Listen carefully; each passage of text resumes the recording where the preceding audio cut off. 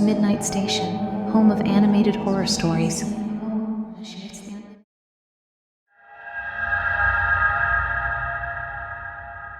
The air was crisp, carrying the scent of fallen leaves in anticipation as Halloween night approached. Children in the small town of Ravenswood were buzzing with excitement, adorning their costumes and eagerly preparing for the evening's adventure of trick-or-treating. Little did they know that a sinister presence lurked in the shadows, waiting to unleash terror upon their innocent revelry. Among the children was young Billy, a wide-eyed boy with a heart full of excitement.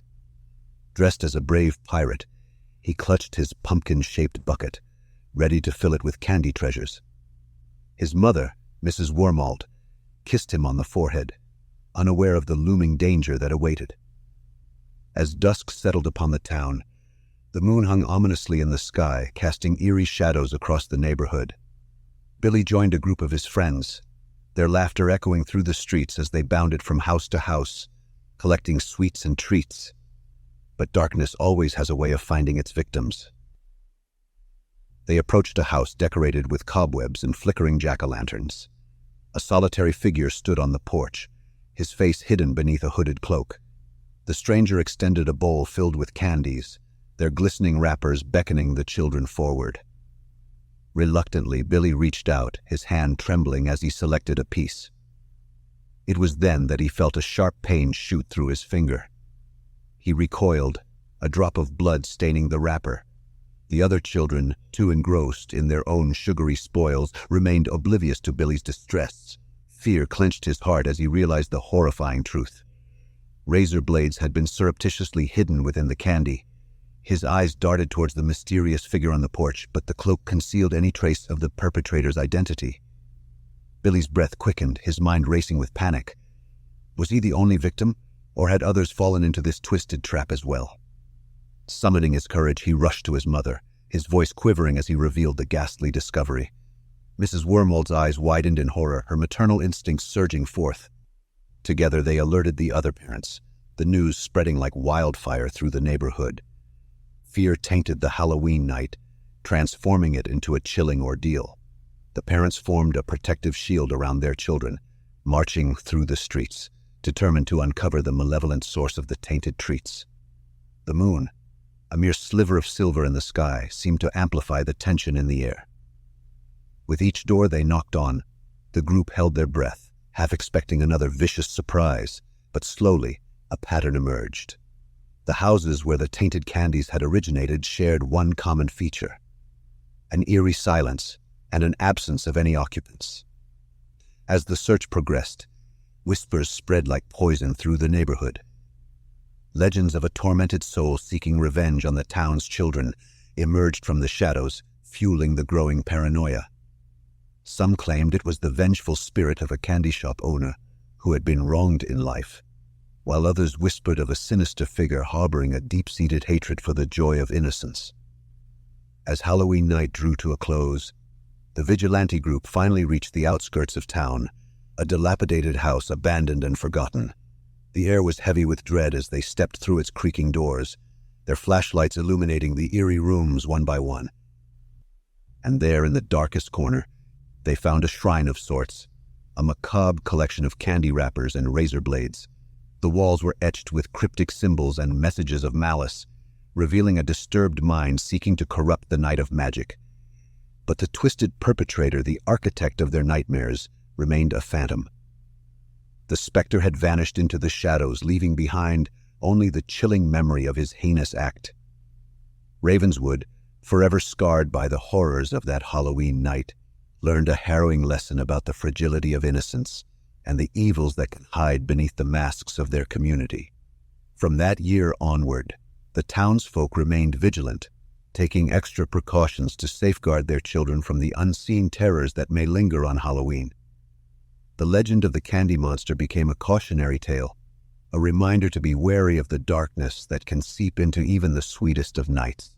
And each Halloween, as the children of Ravenswood embark on their trick-or-treating adventures, they carry a lingering fear in their hearts. If you're enjoying the video, please like and subscribe to Midnight Station. As a new channel, it really helps boost our visibility and our ability to grow the channel.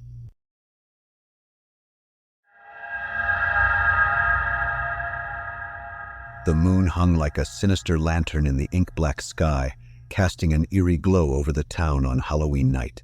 3 friends, Callum, Harry, and Dan, were waiting at the usual meeting spot in their costume, brimming with excitement for a night of mischief and thrills. Callum donned a skeleton costume, the Scarecrow was Harry, and Dan the werewolf.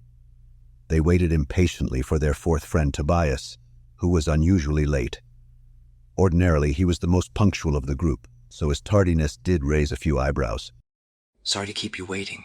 I'm here now. After almost half an hour, Tobias finally showed up, running out of the darkness under a long white sheet. What are you supposed to be? Isn't it obvious? I'm a ghost. What took you so long? We were waiting for ages. I was working on my costume. Doubt it.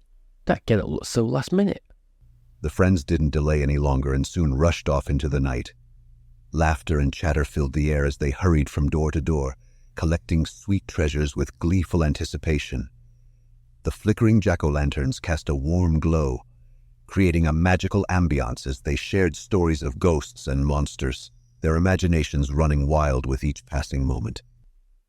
As the group of friends hung out on Halloween night, a subtle undercurrent of unease lingered within the lively atmosphere. Tobias seemed strangely distant, his laughter hollow and forced.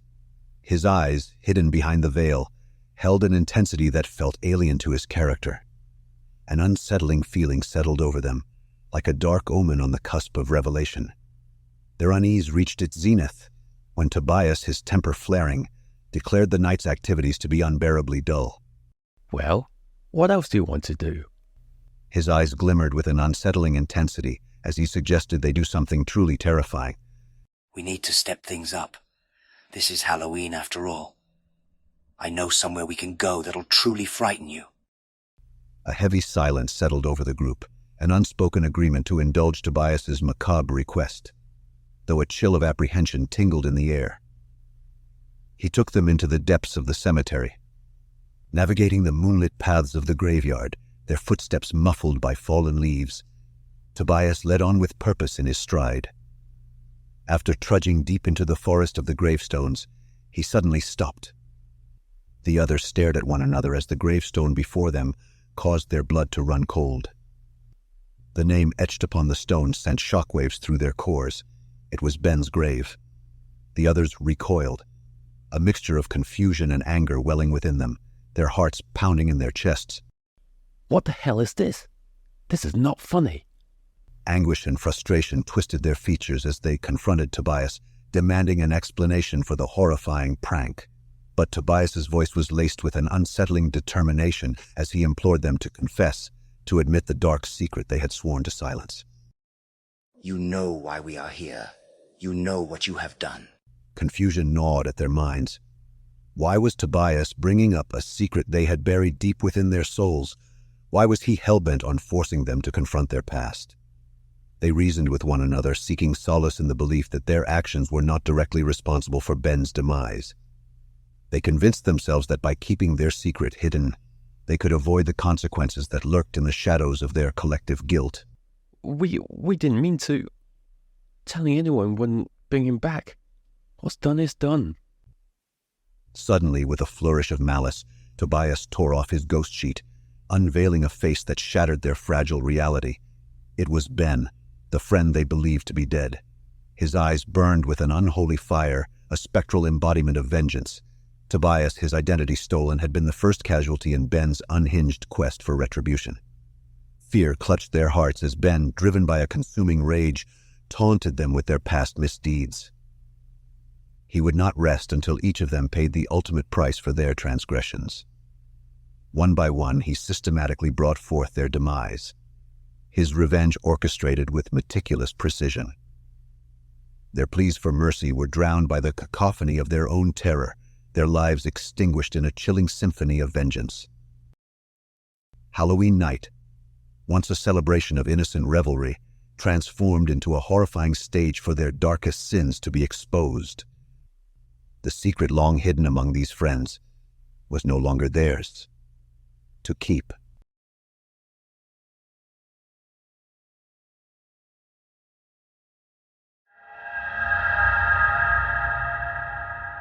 Ever since I was a kid, Halloween has been an event I look forward to every year.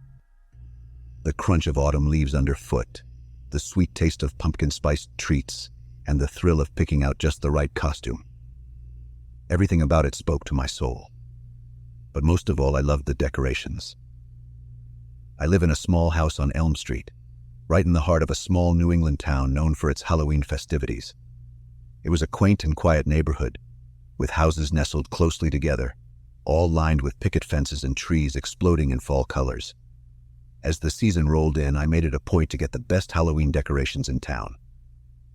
I pulled out all the stops, a graveyard scene for my front yard complete with fog machines, a life-sized witch hanging from a tree, an animated ghost that popped out of a coffin, and an array of ghouls and goblins dangling from the porch. I enjoyed the surprised screams and excited chatter from kids and parents alike who passed by my house. It was worth every penny and every hour I put into it. Everything was fine until 1 week before Halloween. That's when things started to change.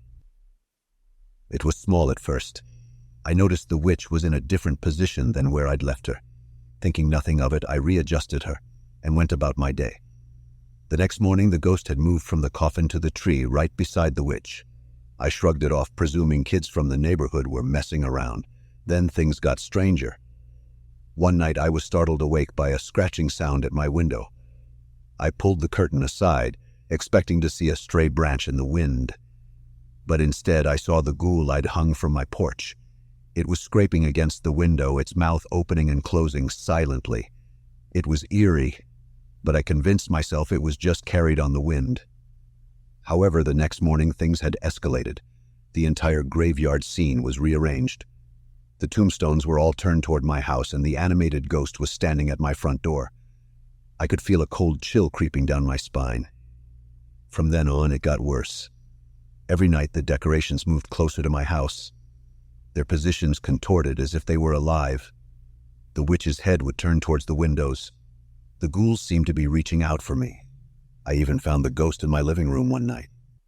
I thought about taking everything down, but fear held me back. What if removing them provoked them further?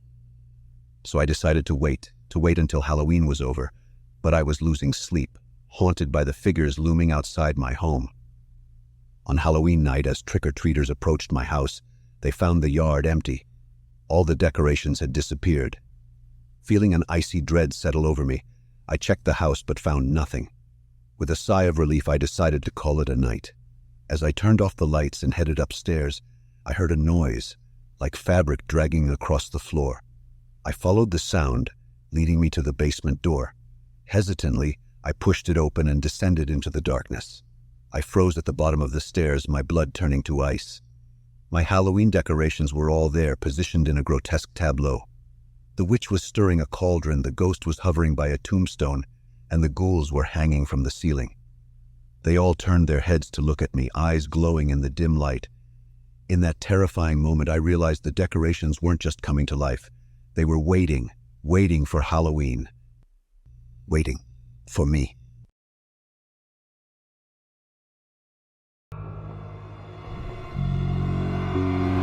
Animated horror stories. The Midnight Station.